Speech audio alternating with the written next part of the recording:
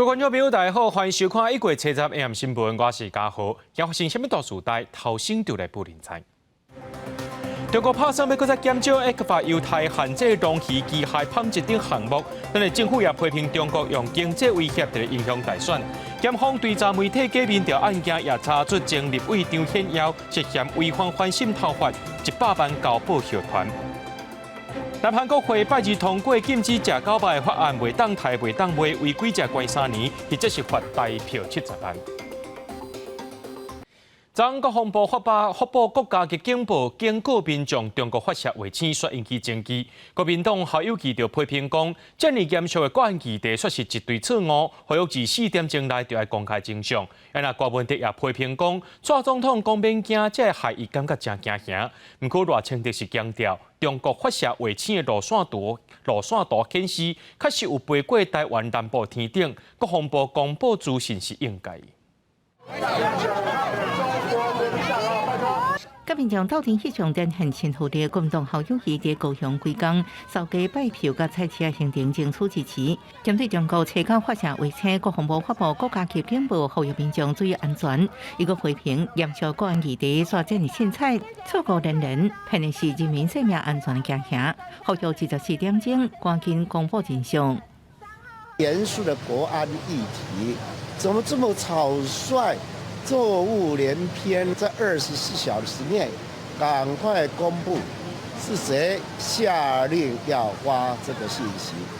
这个信息的标准以前从来没有发过，为什么现在要发？蔡英文说大家不用害怕，他讲那句话才让我害怕，就是说，真的会认打来，大家当场要躲，要往哪个地方躲，大家晓得吗？政府做什么事情，老百姓在想说，这个是不是在操作什么？选举策略什么，所以这的确是国家的根本问题。民众党国民党是去宜兰罗东为党籍立委候选人拜票，佮到新北扫街，强调建立正常国家第一步就是政府是可信的，真正问题是伫国防部哪会发错误的信息。那才是飞弹拍过来，大家要比倒位咧？对外界质疑国防部警报引起民众惊吓等解决选举的争议，赖清德也做出回应。搭载人造卫星的火箭的路线图啊，的确是有飞越台湾的屏东跟台南的上空啊，所以国防部一方面基于人民有知的权利，公布这一个讯息，这是应该做的做法。伊强调人民有知的权利，国防部公布相关资讯是应该。赖清德7早起用台湾扫街，佮出席苗栗县彰化县造势，全力拼选情。记者综合报道。拜六特别选举啊，这副总统候选人也继续拼选情。国民党赵少康下晡参访邦桥动物之家，针对前总统马英九接受外国媒体专访，讲到两岸关系必须爱相信中国国家主席习近平。赵少康表示讲，也是以校友期的两岸论述为主。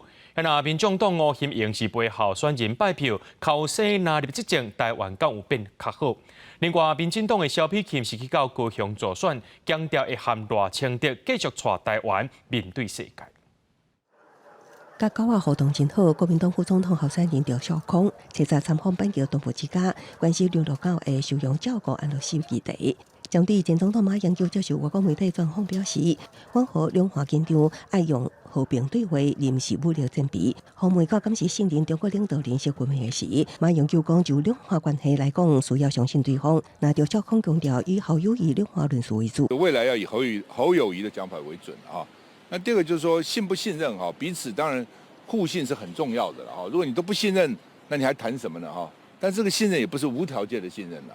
我觉得这个信任是应该是有条件的信任。国民党避免和民众党分调选票，积极发声集中选票。赵少康阁表示，投侯友谊等于是投郭文德。民众党副总统候选人吴欣盈陪同自家2位候选人，旧成员扫街拜票。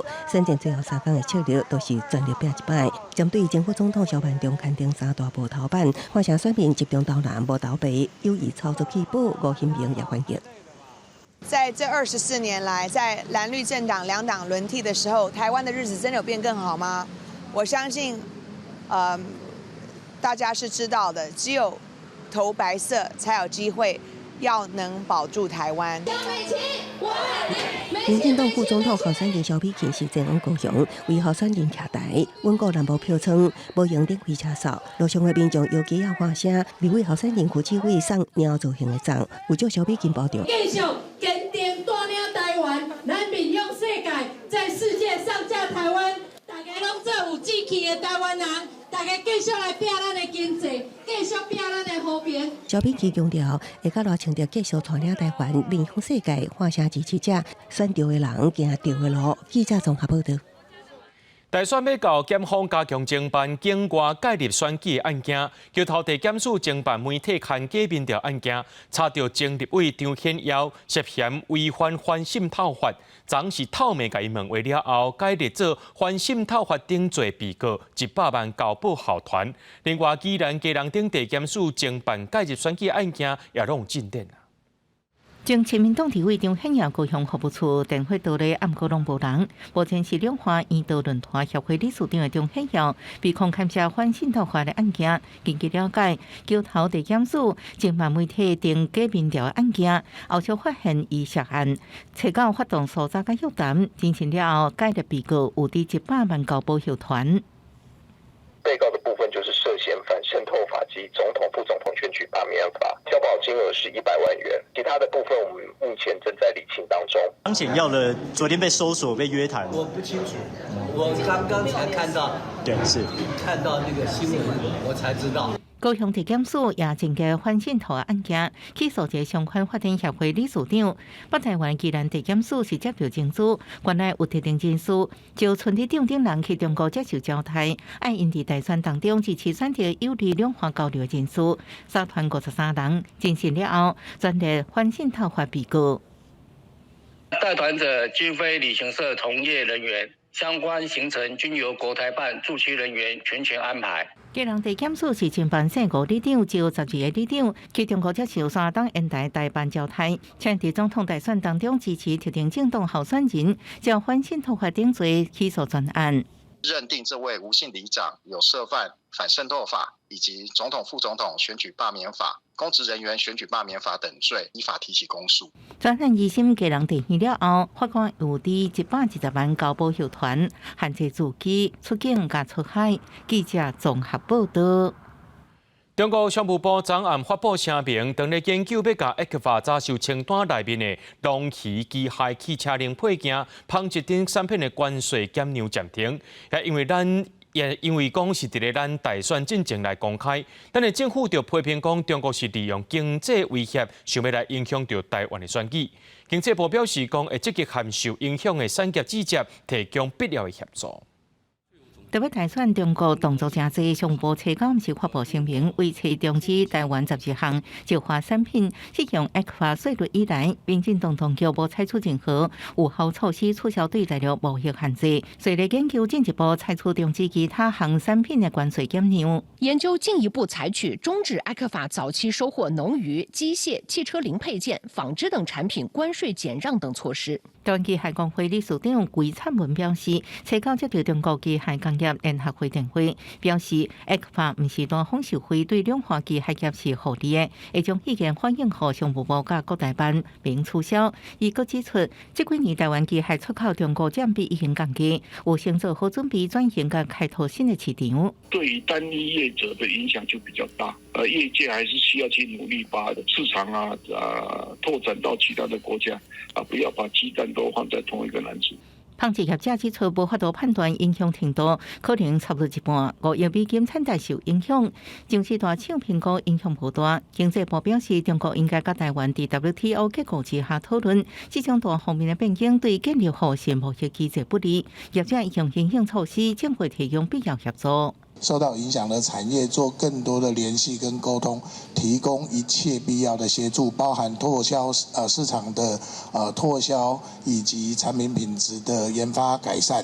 陆委会指出，已经真侪摆提及，伫原来结构之下协商，暗过中国无要插，各警告陆方唔通结果台湾人的智慧，一直介入选举，会得到有期的效果。记者综合报道。中共想要透过经济手段来影响台湾的选举，面对咱国内通货膨胀、台湾经济的发展、欠水欠电等问题要安怎解决，也有永续发展零挫败目标，来看三个总统候选人因有提出什么款的办法。伫国发会的景气指标系统通看到，台湾的景气订号为2021年11月12分的价别，行到2023年11月20分的转向。台湾经济安怎继续发展，关系人民的生活。伫选战当中，三党总统候选人拢有提出政见，民众党国会地表示，民众怨叹啥物拢欠，所以伊要制定经济安全保障法，确保物资稳定。在国安会底下，要建立跨部会的经济安全会议，协调各部会的能量，来确保国家的经济安全，确保重要物资的稳定供应。关键基础设施要做好防护，不管是水电、交通、网络、金融、邮政、媒体等等，我们要开发和保护尖端重要技术，防止关键技术外流。民进党赖清德是讲，世界快速变化，伊要利用世界当咧进行的数位转型甲净零转型这个趋势，扩大台湾的经济优势。我们要持续壮大半导体产业，我们应该要提出半导体的国家级战略，协力厂商都能够在台湾成为一个生态系统，壮大半导体产业，也来帮助其他的科技产业。以及传统产业、人工智慧，来帮助广大的中小企业，让他们能够顺利的数位转型。国民党侯友宜是针对经济提出解决三字，针对区域经济、投资环境、企业创新三方面来做。积极参与全球经济的整合，而且跟美国的协助，以及跟两岸要稳定的协商沟通，改善投资环境里面，电相重要嘛，水、再生水能够都提供回来，奖励他们，补助他们嘛，水资源的调度做好嘛，企业的创新相重要，产业研发、智慧制造、节能减碳，甲扣抵额、甲提升，个补助伊。全世界经过疫情，佮有通货膨胀的危机，所落来佮有净零转型。台湾的经济甲国际变化相牵连，即阵当是产业转型的关键期。台湾应该安怎做，就要靠未来总统的智慧。记者郭文正准由台北报道。高雄轻铁伫元旦通车的新路段，今日早起10点半，列车陷一台伫工地尾北区的拖拉机烧压，造成列车车头玻璃破起，加在是无人受伤。若准是这拖拉机违规者，会要求对方赔偿。轻轨列车位大顺路顶山街站要开去高雄高港站，还未到站煞向停落来，原来列车互卡车弄掉，车窗玻璃吹甲亲像地图网。砂石车它要倒退的时候，然后它第一次没办法进去嘛，所以第二次的时候，它车头往前修正，往前的时候刚好那轻轨就过来，就刚好撞到它前面。因为扭出去就是无看到，一个拄啊过来，拄啊扭出去拄啊过来安尼啊。代志发生地点伫今年元旦了，才通车的大顺路新路段，挖轻轨车道的工地，一台卡车准备把进入工地，好亲像角度无抓好，车头亲像轨道区，弄到咧行的轻轨列车的车头，因为列车有载人，驾驶紧急停车，请乘客去下一站坐，或者是改坐其他的交通工具。列车通过湾中街口时，遭卡车碰撞，司机员机警立刻紧急停车。停妥列车后，安抚车上旅客，并回报情况中心，确认列车内旅客及大卡车驾驶均无受伤。高捷表示，轻轨列车迄时阵是车顶通行状态，几个事故伫半点钟左右排除，11点过后全线正常运转。后续调查若确认卡车驾驶有疏失，会针对车损甲前日动员来求偿。记者综合报道。讲到这劫红仔机四界拢有，伫花莲一寡所在，这劫红仔机内面竟然有放刀啊，互人劫。家长也烦恼讲，这囡仔若准劫到，早去学校会造成意外。县政府随车业者甲这物件摕掉。这是花莲玉里镇的劫红仔机选物店，其内来除了有四手啊、甲七头米，竟然也有一后刀啊。另外，伫个影响也有硬红仔机选物店，也放水果刀啊、甲卡片刀，这类的商品，敢是适当引起家长质疑。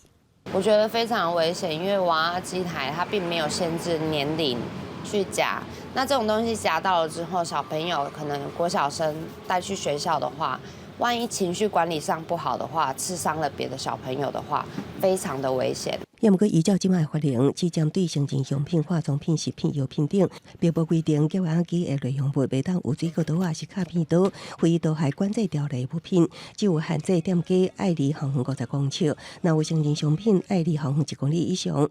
也毋过新北市发生国三学生赶颔骨案了后，官府也认为无妥当，要求厂商先摕落来。现在目前花莲县政府会用劝导的方式，那希望这个机台组这个部分针对有争议的相关的这个物品，那可以先不要做一个贩卖。官府强调，业板机选物店并无限制年纪初级家上，这个刀也无算管制刀害。警方官府拢无法监管，已经向经济部提出要求，希望定出标准，以免囡仔随意摕着。记者综合报道。台中有一个姓张的查甫人，去年初因为伊的情绪失控，拍家己饲的狗仔囝，指出这狗仔囝规身躯是骨质重伤。检方起诉了后，台中地方法院最近甲判拘役50天，也爱罚22万。画面内底这只狗仔看着真可怜，真虚弱，拍咧等待救援。台中市一个姓张的查甫人，伊饲一只狗仔囝，却因为伊无伫固定的所在放屎尿，就常常情绪失去控制，菜篮摕起来就甲狗仔牵，搁用脚甲斩，拍甲规分尸几个所在骨拢断去。检方以动保法起诉，台中地方法院判伊拘役50天，并科罚金22万。专案会当上诉，其他有饲动物判的主人认为讲判了伤轻。不应该这样，它就是一个生命，判这样子因为那已经绝对就是恶意的了。对，不可以这样子，所以您觉得太轻了？对，我觉得太轻了。是尽量可以，就是不要让他们上诉，因为这种东西是好歹这也是一个生命对啊，而且这种有暴力倾向的人，说真的，这样真的判太轻了。检方起诉指出，这个姓张的查甫人虐待狗的行为是真悍。台中市动物保护防疫处派人去现场稽查，发现了后，这只狗才送病院治疗。不过因为伤势真严重，致使无法度家己食物件。嘛失去重要器官的功能，还阁需要到胃管才有法度食物件。动保处表示，这个事件发生在去年1月，后来经过兽医好好甲照顾甲治疗，目前这只狗已经去互好心的民众领养。发现头生的那只幼犬的部分受到了很大的一个伤害，所以说我们才会依照动保法的部分，把这个案子移送司法机关去侦办。当然，后续我们把它送到我们后送医院，医治比较好的时候就开放给民众认养。目前它应该在民众的家里面很幸福的生活。动保处呼吁，动物有生命权，民众若是有情绪的问题，应该找合理的管道来协助，唔通甲开出伫动物的身上。若是挑工或者是情形严重的，接着检举就会移送法办。记者综合报道。带观众朋友来看过这新闻，讲到南韩国会拜二通过禁止食狗肉的法案，禁止饲要掠来食的狗仔袂当抬也袂当卖，违规者会罚关3年，或者是罚大概大票70万的罚款。狗仔伫人内底飞来飞去，一直发出叫声。饲的人一间一间饲鸡肉，但只狗仔大到一定的程度就送去台。未来这狗肉养殖场的情形会伫南韩消失。南韩国会初九用压倒性的208票支持，0票反对，2票弃权，通过新的法案，未来会禁止饲台甲卖狗肉。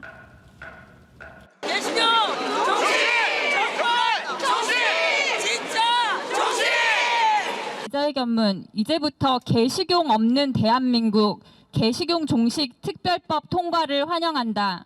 오늘 대한민국은 생명 존중을 향한 새로운 역사의 장을 열었다. 新法过关，动保人士真欢喜，表示南韩总算能摆脱食狗肉恶名。南韩数百年来，将狗肉看作是进步的美食。高算每年有100万只狗仔被抬，这种传统常常在国际顶悬引起议论。不过，若讨论禁食狗肉，就会引起相关业者反弹。不过，这几年南韩饲宠物的人愈来愈多，对狗肉的态度转变。加上总统尹锡悦家己也饲狗仔，上台了后，更加强推动禁食狗肉。 그提出补贴，可坑业者来转导。 2천여 개농장을 비롯한 관련 업계의 전 폐업 지원과 그리고 63만 마리의 전국회 관리에 실질적 대책을 마련하는 것이 당장 우리 앞에 놓여 있는 숙제이기도 합니다. 머리를 맞대야 합니다. 新法2023年宽限期正式实施了后，持卖价太高额相关会处3年有期徒刑，或者是罚3000万韩元，差不多新台币70万。不过，对于食狗肉的人并无明令罚则。根据动保组织这礼拜公布调查，高社南韩民众表示，因将来未食狗肉，农民协会是评估新法上路会影响3000个教育养食场甲3000间餐厅。公司新闻是阮良朋友。2024年都开始，不过这美国、韩国、乌克兰就因为大洪水出现灾情。美国南方已经有3人死亡，超过41万户失电。在非洲北卡阁出现加利亚风，因那南韩首尔暴风雪地区交通受到阻碍。另外，在战争当中的乌克兰，因为这温度达到零下15度，本地就正热的供电系统变阁较正热，上千个省电是无电通用。落大雪，汽车树啊，建筑物拢总雨势砍掉的。2024年才拄开始，美国就迎来第一个冬季风暴。初九开始，中西部甲五大湖地区继续落雪。国家气象局表示，这些发生伫风暴的北部甲西部边缘，佮包围东岸，落雪量有计达到20公分，佮有强风。美国南方也受到风暴严重影响，已经知影有3人死亡。时速超过88公里的寒冷强风加冰角，吹过佛州，佮进入阿拉巴马州甲乔治亚州。另外，也佮出现几啊件的加利亚风。风暴也造成12个州超过41万8千户的家庭甲企业停电。另外，西北部的卡斯卡特山甲奥林匹斯山发布10年来头一摆的暴风雪警报。初九，美国有900多架航班遭取消，5300架班机延误。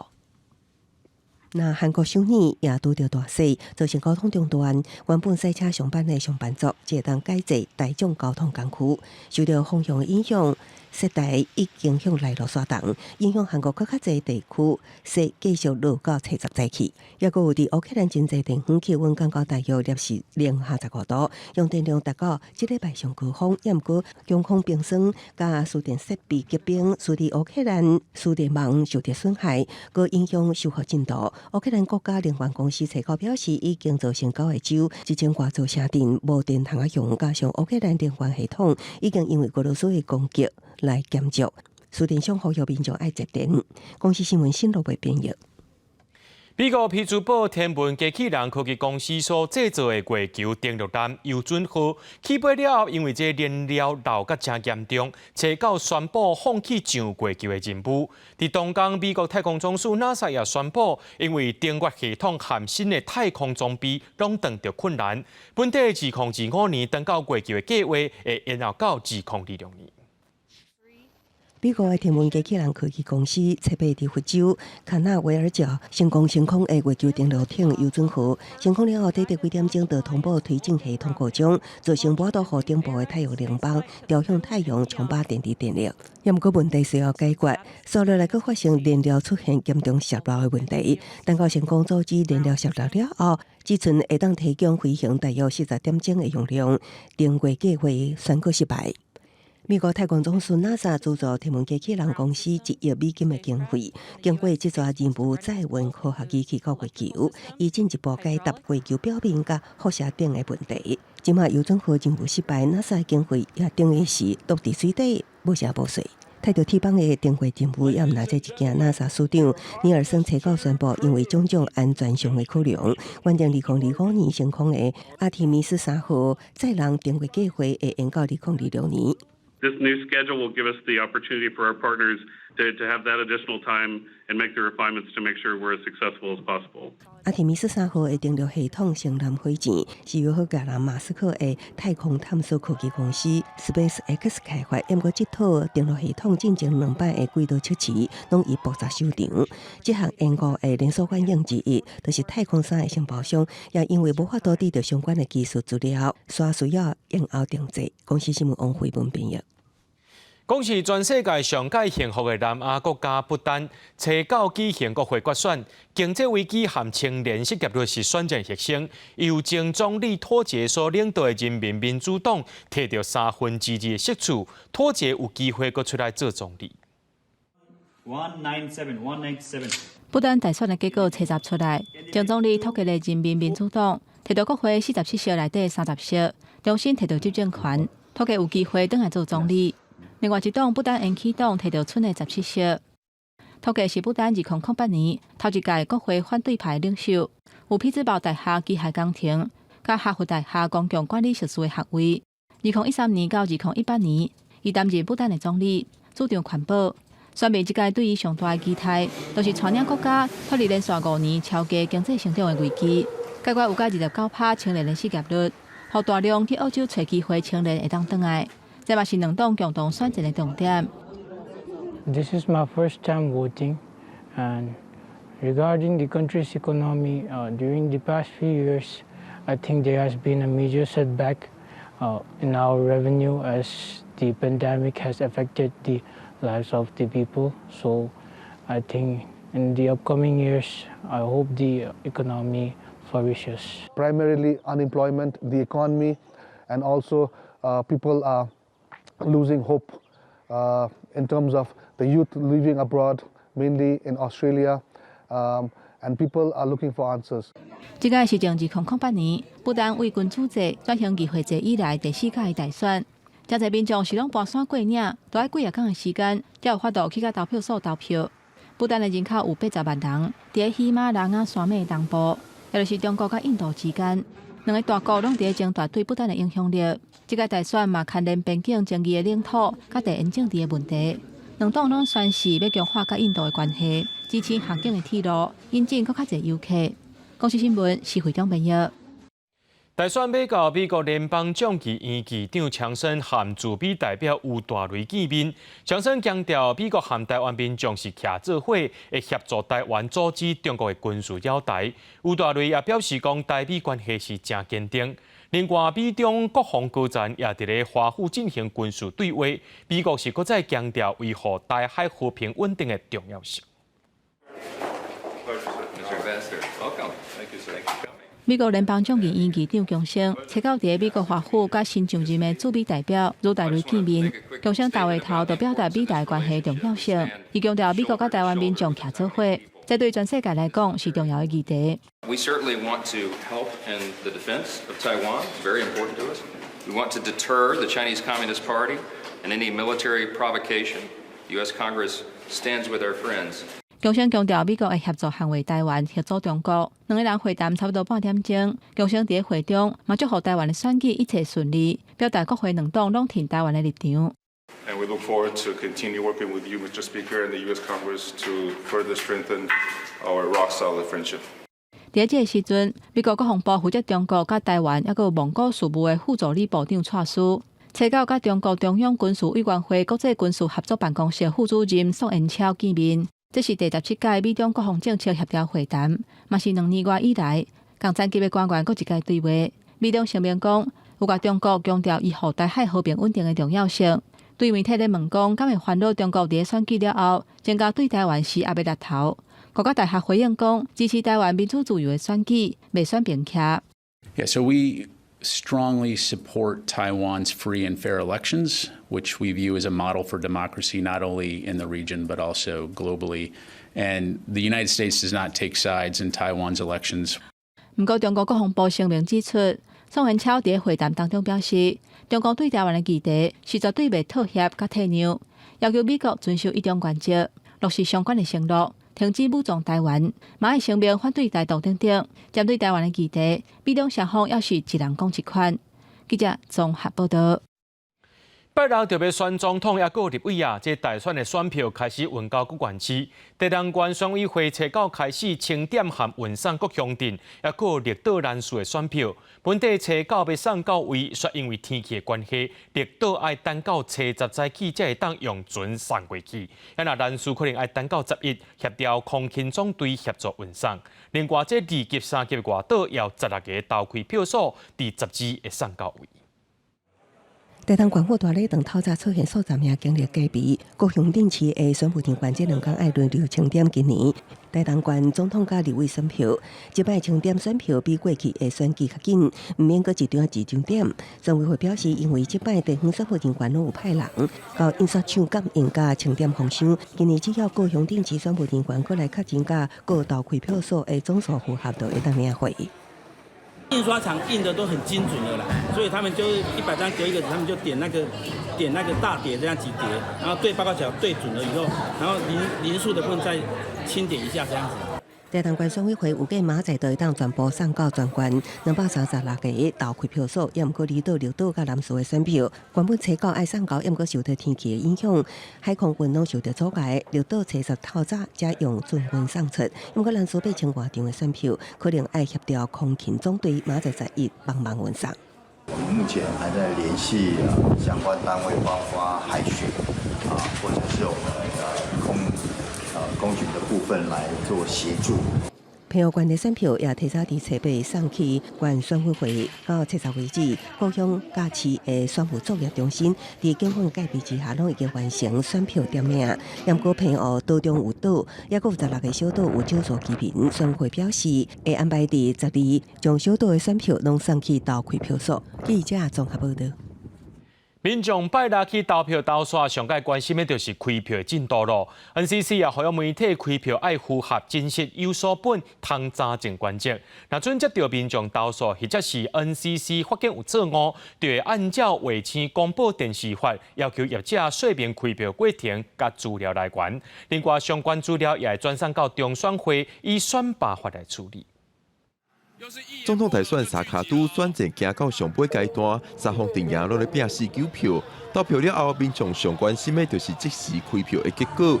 NCC 呼吁媒体制作开票成分爱公正客观，显示出来的开票进度也爱符合真实、有所本、通查证为原则。民众有记录也通向 NCC 检举。票数资料的来源除了中选委以外，它可能跟各个投开票所或是候选人或是政党的总部那边。那所以我们有要求，就是要提醒他们说，你们这些的资讯来源必须要去揭露。那尤其是在报票的过程统计上，可能是不是会有一些的疏漏？如果发生这样的事情的时候，可能要由透过主持人的口播或是文字的画面都要必须做澄清。至于申诉的管道，事实上不管是致电我们 NCC 或是我们有一个申诉网，都可以来跟我们反映。NCC 表示，若收到民众检举案件，也是 NCC 家己有发现错误，会调电视台的录影画面，由 NCC 根据卫生广播电视法来调查，而且会请业者说明开票规划、处理过程、管控机制等等。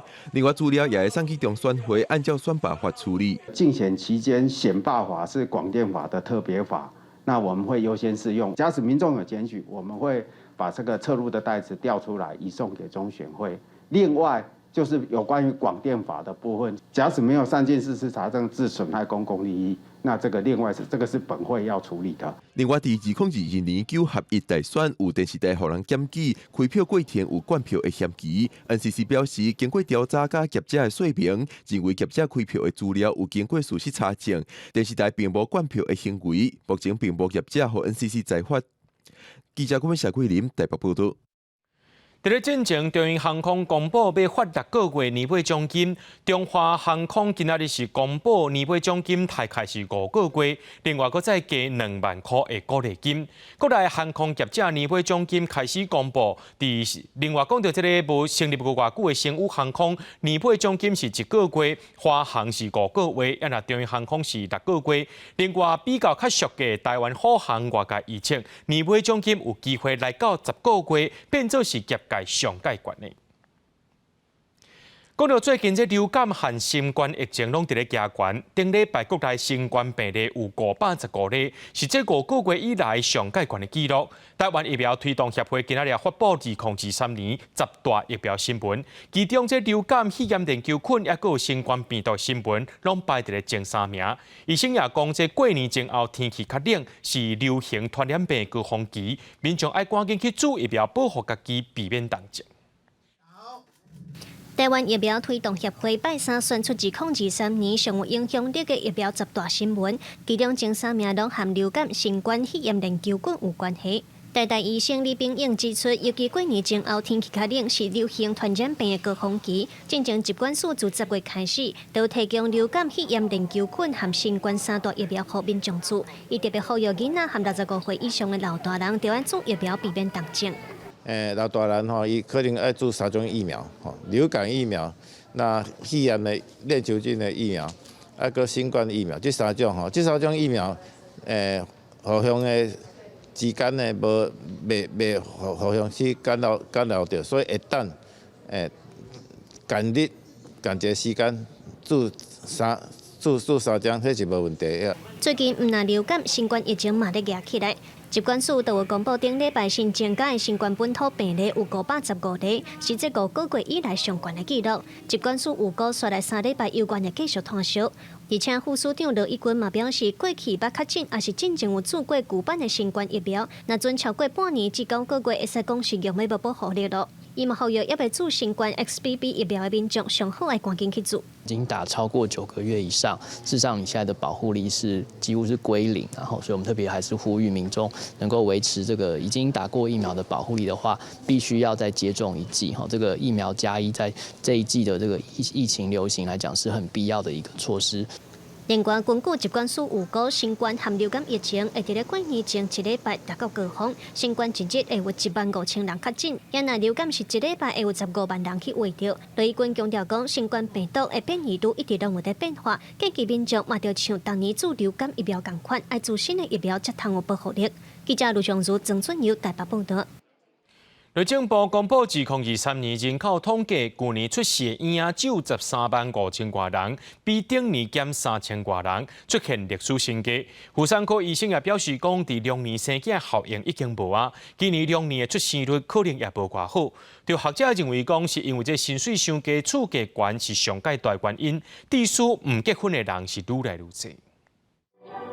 囡仔伫台顶表演活泼个歌水，为着提升生育率，台东县府宣布今年增加推动专访为妇幼健康照护方案，包括每一位有新的妇人人有我1万个产前体检补助，希望鼓励少年阿母生育。那台东县也加做15位连续2年新生儿正成中的关系。养小孩那么贵这样子，然后但是这次看到县府还有卫生局就是有补助这么多，然后就会有一些心动。不过，台湾少子化问题尤为严重。根据内政部统计，去年2023年总人口数是2342万多人，比前一年增加15.5万多，将至2020年以来人口负成长。其中人口增加率上悬的是金门县基础系统及新竹县，去年新生儿人数是13.5万多，是比前一年减少3000多人，各创下史上新低。妇产科医师表示，现代人囡仔生得少也生得晚，就算是龙年民众无过有抢生龙囡仔效应，有估今年龙年出生率也无啥乐观。在往年1个月，我们的接生的婴儿数在这个医院可能就超过200个，那可能现在1个月接生的人数是在50以下。龙年来讲，他可能也没有那么多期待，所以一定要生个龙年的小孩。或者是认为价薪高、房价工时长，也是影响民众结婚甲生育意愿的关键因素。而且不结婚的人愈来愈多。我们成年的女性不婚是一个非常重要的一个因素。如果说我们这样的一个迟婚不婚，如果继续延续下去的话，那生育率还会再更落地、更下降。或者建议政府会当参考匈牙利甲爱沙尼亚的催生政策，像真悬的结婚津贴、生2胎、增加薪资补贴等，也爱加起一寡社会主体，减轻经济负担，才会当互少年阿母愿意生养囡仔。记者综合报道。台湾伫咧2026年建立超高龄社会，国科会和8大部会启动高龄科技产业行动计划，按算自2024年到27年会投入高龄相关科技预算大概95亿，被打造友善高龄者的环境。其中，这高龄者的数位落差有47%，也就是讲，这47%的高龄者会使用这数位工具和社会直接。到2026年，预估台湾65岁以上的人口会占21%，进入超高龄的社会。高龄照顾比例达到12.7%，也若妇女比在2025年是1:4，到2040年会达到1:2。其中高龄者数位落差嘛是问题，无到一半，也就是47%的高龄者会当利用数位工具甲社会连接，比平均的高成左右要价真济。即使一个高龄者要跟社会连结，你没有数位是很难的啦。你要交通也要数位，沟通也要数位。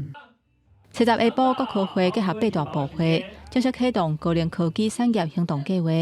未来4年投入高龄相关科技的预算是95亿，嘛希望带动高龄的经济。其中，伫改善高龄者的数位落差，学者认为讲，科技甲人才拢爱受到重视。以现有伫各乡镇的6龄学习中心做基地，投入经费扩充教材，也有师资。基本上要研发教材、种子讲师，然后透过我们的这种数位学习基地把它撒出去，大概这几个面向同时去进展。台湾进入超高龄的社会了后，如果在2036年，老人的人口是占28%，来到极高龄的社会，包括美国、日本、韩国等等的国家，营养高龄化的社会，拢希望为被动照顾，透过科技，加速让高龄者主动学习。这个行动计划嘛提出4大重点，包括推动市场经济、扩大受惠能力、提升照顾效能、甲高龄的生活品质。记者综合报道。全台湾医权上济城市就是伫咧台南，其中西门医权车辆不管是拢真济，是政府为了要简化车流量兼顾着用路人的通行需求，宣布对初10开始，西门医权开放奥多摆会当直直行。另外，西门、东门也有汤德庄公园山医权禁止奥多摆红灯正弯。不少在地人拢认为讲，这项新政策颠倒会更较乱，望照本地规定去行就好。上班时间车辆对初10开始，机车会使直接骑过西门医权。实际去现场看，较少人直接骑，民众也是较关心西医权。主要因为西门医权内有实力路口比较复杂，市府的新政策虽引起地方讨论，这在地人反映无充分的宣导期，无人质疑这敢会产生汽机车烧济车道的问题咧。你啊，照安尼延缓，要即摆继续安尼行啦，要讲。要机车直行，安尼会危险，对交通我感觉会较乱。做遐你中做一个待转区，你待转区人向行，我要求车辆遮济，我会惊是毋是咱行伫医院啊，更较安全？咱汽车甲机车，咱甲机车开放互伊直行的时阵，才有可能会有汽车甲机车争道的因素，有可能会造成咱事故的发生率无？目前西门医权各路口已经采告示牌啊，交通局讲要洗弯的民众，也是爱利用外宽道来做洗弯。交通局按算开放了后，正外宽的需求会减少，地数嘛取消基本车进入医权时会当红灯正弯。除了西门医权，东门甲汤德庄公园医权嘛做伙实施。第一时间民众无法度适应，交通局强调未来会加强宣导。咱发现讲即摆伊奥多摆咧登头洗弯的时阵伊行行人有一个明显的冲突点。咱这个重视人本交通用路人的安全，借由这个管制的行为来看卖讲是毋是会当来明显来做一个检讨，然后一个降低了事故的降低安尼。交通局表示，新政策实施未来2-3礼拜固定做检讨，以呼吁民众咧驶车骑车爱加注意路面上的指示甲标志，才袂发生危险。记者李上台南采访报道。高雄旧车头伫2011年山登去本地所在，当初车头山位有贴一寡壁面，经过市政府的修复，目前是把这车头的4块壁踩伫咧车头附近的立方道，展示高雄车头的历史故事。民众骑车经过高雄火车站的立方道，特别停落来翕相，因为这出现过去高雄火车站的遗构，拢总4座壁体是本地旧的火车站边仔的建筑。经过1年时间修复，即马是展示予民众参观。感觉有新的物件伫遮，进前火车站的物件拢伫遮嘛，对无？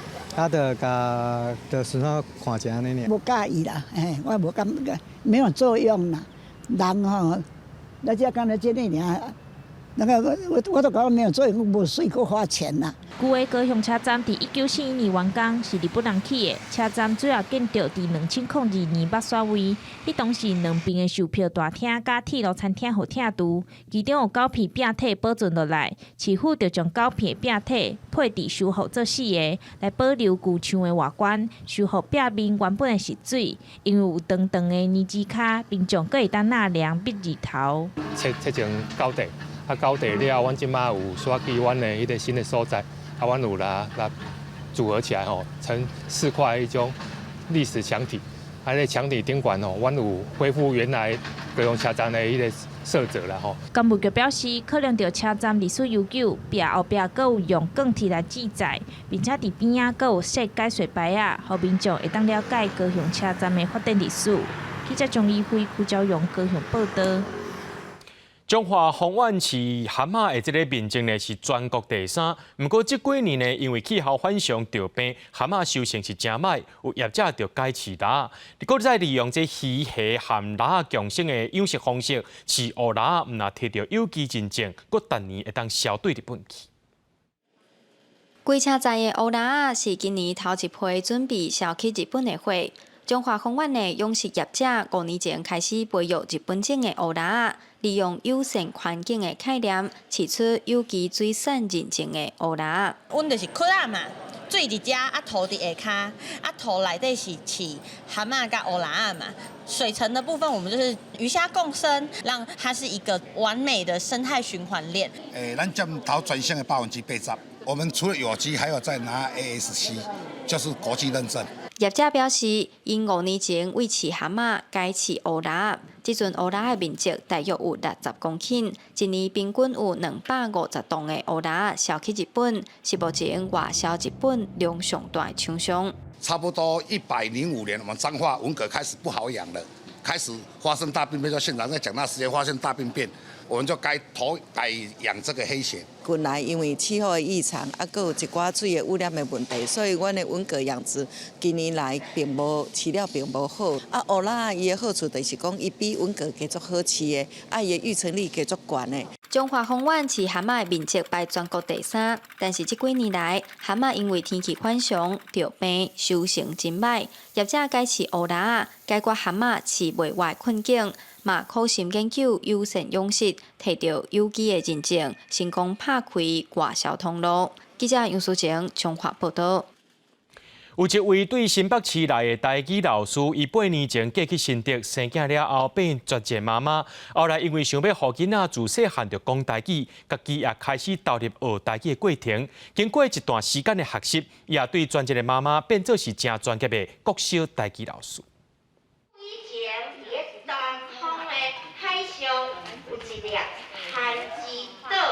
用台语讲故事，予囡仔听的肯蒂老师，过去捌做过旅行社的工课，隔阳生囝离开工课场，全身在厝内摇囝，带囡仔加入母语团体了后，3年半前决心要专心学台语。经过1年的时间，即马已经是专业的国小台语老师。专职妈妈是为着家己的囡仔好，啊，毋过若是去学校教台语，就变做是推广啊，较好啦，佮较侪囡仔感觉学台语来足趣味的。所以我感觉我是对一个小五家己的囡仔好，啊，毋过我想要正人好，所以我就去国校啊教较侪袂晓讲台语的囡仔讲台语。肯蒂老师讲，学台语的过程中，上重要的就是爱较常讲台语，佮加上利用机会加读加写。安尼进步的速度才会紧。啊，肯定是一个最好的示范咯。甲阮讲，其实你照顾囡仔，恁烦恼讲以后出去，你搁爱想讲我要头路要出倒位。其实你学台语，你慢慢甲学台语学好，你嘛有足侪方面，你会使去发展。3年前咧学的时阵，就是因为家己知影家己的口语较袂练长，所以我借学台语的读写来加强我的讲。所以我就是本来是4年前讲到足袂练长的，变做我学台语了后，讲台语讲较会练长。我感觉这个过程，互我真大的帮助，就是较有自信的当讲全台语。伊即马生活中拢是台语，逐礼拜拢会去国小上台语课，佮会去幼稚园教老师安怎营造台语环境，互囡仔自细汉就接触台语。礼拜时，佮会去图书馆讲台语故事，互囡仔听。伊上大的愿望，就是希望互大家知影，台语是一款真水的语言。记者杜君和新竹报道。南韩的 LG 伫咧拜二公布全世界头一款的无线透明电视，77寸的大荧幕，若准无家己拍过时阵，会当讲是完全透明稳形，互室内设计变甲有春秋。另外，伊的对手三爽也展示出全透明的 Micro LED 荧幕。鲜颜色水伫荧幕呈现，无出现画面的部分，用直接看到对面的人。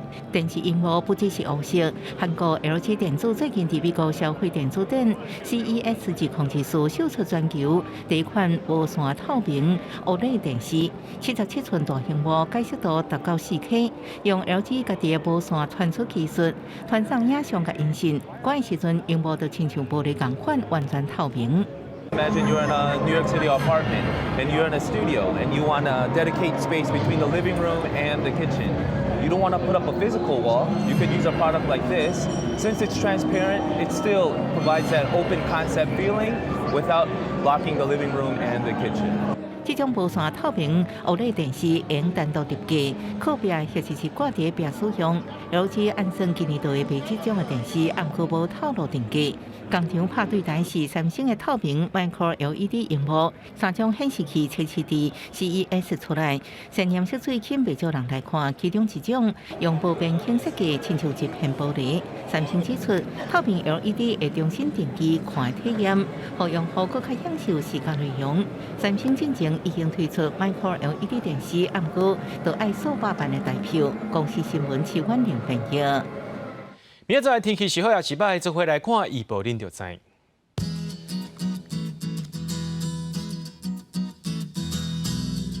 基隆到新竹对10度到18度，苗栗到云林对10度到22度，嘉义到屏东对11度到24度。宜兰花莲台东对9度到20度，